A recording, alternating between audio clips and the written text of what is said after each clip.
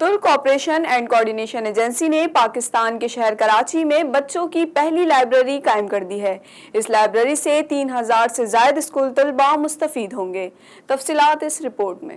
ترک cooperation and coordination agency نے کراچی کے علاقے نیو کراچی کی کچی آبادی میں واقع الخیر اسکول میں بچوں کی پہلی لائبریری قائم کی ہے۔ کراچی میں ترکی کے قونصل جنرل ٹولکا یوگ اور کمشنر کراچی افتخار شلوانی نے ربن کاٹ کر لائبریری کا افتتاح کیا۔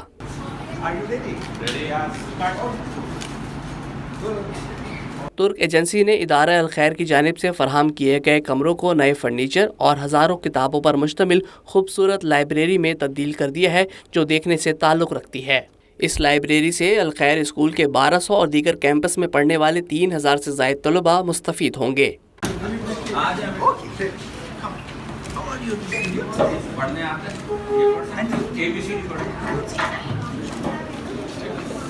اس موقع پر ترک قونصل جنرل اور کمشنر کراچی افتخار شلوانی نے کہا کہ بچوں کو اعلیٰ اور معیاری تعلیم ملنا ان کا بنیادی حق ہے۔